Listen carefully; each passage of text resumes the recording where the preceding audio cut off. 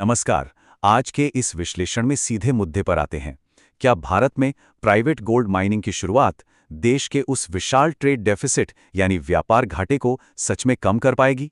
हमारा देश, जिसे कभी सोने की चिड़िया कहा जाता था, आज सोने के आयात पर पूरी तरह निर्भर है।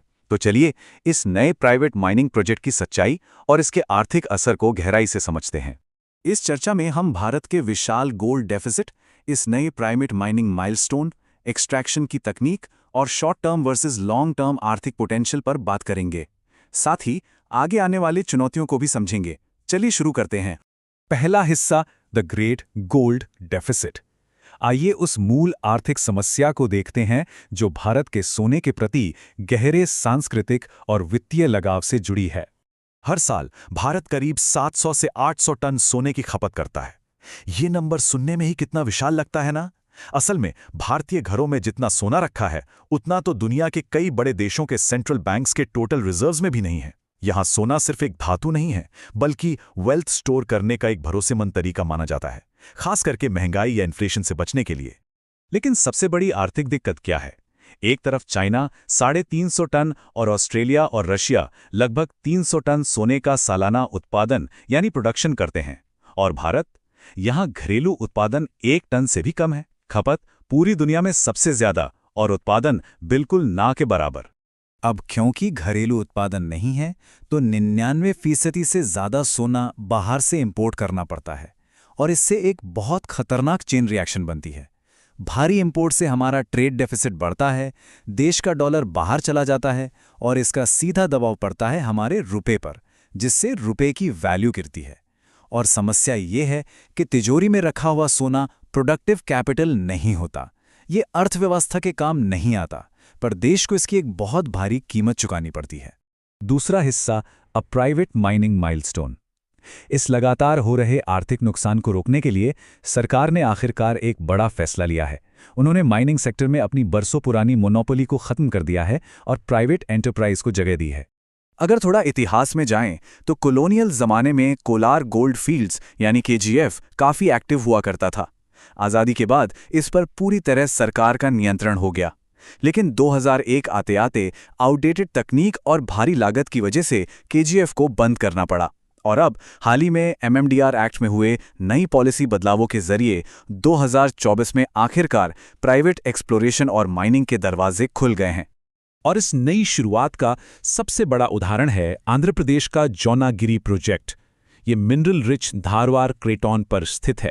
जी हां, वही जियोलॉजिकल बेल्ट जो आगे जाकर केजीएफ से जुड़ती है। इसे डेक्कन गोल्ड माइंस जैसी प्राइवेट कंपनीज डेवलप कर रही हैं। आज़ाद भारत के इतिहास में ये पहली बार है जब इतने बड़े पैमाने पर कोई प्राइवेट कंपनी गोल्ड एक्सट्रैक्शन करने जा रही है। तीसरा हिस्सा, द मैकेनिक्स ऑफ एक्सट्रैक्शन। चलिए अब इसकी तकनीक को समझते हैं। आखिर जमीन के इतने अंदर से इस कीमती धातु को निकाला कैसे जाएगा?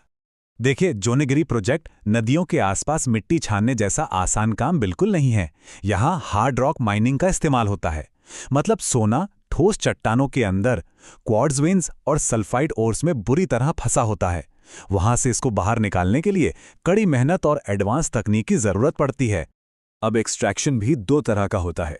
अगर सोना सतह के आसपास है तो ओपन पिट माइनिंग आसान और कॉस्ट इफेक्टिव होती है, लेकिन जब सोना बहुत ज़्यादा गहराई में हो तो माइनर्स को कार्बन इन लीच या ओर प्रोसेसिंग तकनीक लगानी पड़ती है।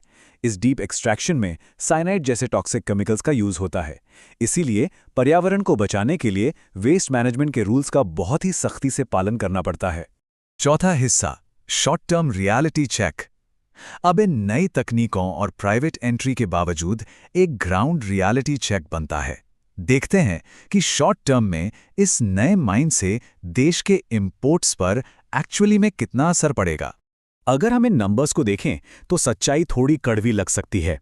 एक तरफ हमारी 800 टन की विशाल एनुअल डिमांड है, और दूसरी तरफ जौनागिरी से होने वाला अनुमानित एनुअल प्रोडक्शन लगभग सिर्फ 1 टन का है। जी हां, सिर्फ 1 टन। ये उस विशाल इंपोर्ट डिपेंडेंसी के सामने समुद्र में एक बूंद के बराबर भी नहीं है। अगर रिजर्व्स को भी देख लीजिए, जौनागिरी में लगभग 13 टन प्रूवन रिजर्व्स हैं, यानी इतना सोना निकालना तय है और फाइनेंशियली प्रॉफिटेबल भी है।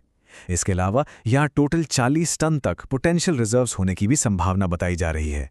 पर मुद्दा वही आकर रुकता है। अगर इन सबको जोड़ भी दिया जाए तो इमीडिएट शॉर्ट टर्म में भारत के भारी गोल्ड इंपोर्ट्स पर इसका असर लगभग 0 ही रहने वाला है। पांचवा हिस्सा, the long term economic potential. हालांकि अगर हम आज के इमीडिएट प्रोडक्शन नंबर से थोड़ा आगे देखें तो इस प्राइवेट सेक्टर की एंट्री में एक बहुत ही महत्वपूर्ण पॉलिसी ब्रेकथ्रू छिपा हुआ है। असली गेम चेंजर छिपा है इन्वेस्टमेंट मल्टीप्लायर इफेक्ट में। इसका मतलब है कि जब एक बार कोई प्राइवेट सेक्टर इस तरह एंट्री करता है तो वो ग्लोबल मार्केट्स को एक बहुत स्ट्रांग सिग्नल भेजता है कि भारत अब माइनिंग बिजनेस के लिए पूरी तरह खुल चुका है। इससे आगे चलकर और ज्यादा आर्थिक गतिविधियां होंगी और फॉरेन कैपिटल का आना तेजी से बढ़ेगा। इस एक कदम के नतीजे काफी शानदार हो सकते हैं। इससे लोकल लेवल पर डायरेक्ट जॉब्स बनेंगी, सड़क और पानी जैसी रीजनल इंफ्रास्ट्रक्चर का विकास होगा। साथ ही नए फॉरेन कैपिटल आने से हमारे ज्वेलरी और रिफाइनिंग सेक्टर्स को जबरदस्त बूस्ट मिलेगा। एक्सपर्ट्स मानते हैं कि अगर आगे ऐसे और भी प्राइवेट प्रोजेक्ट्स शुरू हुए तो भारत अपने नेशनल गोल्ड प्रोडक्शन को 50 से 100 टन प्रति वर्ष तक आसानी से ले जा सकता है। छठा और आखिरी हिस्सा, road blocks to a golden future. अब इस 100 टन के सपने को साकार करना इतना आसान नहीं होगा। रास्ते में कई बड़ी चुनौतियां सामने आने वाली हैं। माइनिंग कंपनीज को आगे चलकर 3 बड़े फ्रंट्स पर लड़ना होगा। एनवायरमेंटल लेवल पर डिफॉरेस्टेशन, वाटर पोल्यूशन और लैंड डिग्रेडेशन का बड़ा खतरा बना रहेगा। सोशल फ्रंट की बात करें तो लैंड एक्विजिशन यानी जमीन का अधिग्रहण और वहां रहने वाले लोगों का डिस्प्लेसमेंट, ये बहुत जटिल मुद्दे हैं।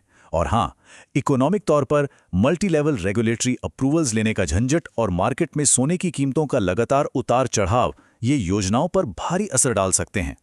तो इस पूरी चर्चा के बाद एक बड़ा और आखिरी सवाल यही रह जाता है, क्या प्राइवेट एंटरप्राइज सच में हमारी जमीन के नीचे छिपी हुई इस संपदा को बाहर निकाल पाएगी, या फिर भारत की सोने के प्रति जो ये अनंत सांस्कृतिक भूख है वो हमेशा यहाँ की मिट्टी की क्षमता से आगे ही निकल जाएगी?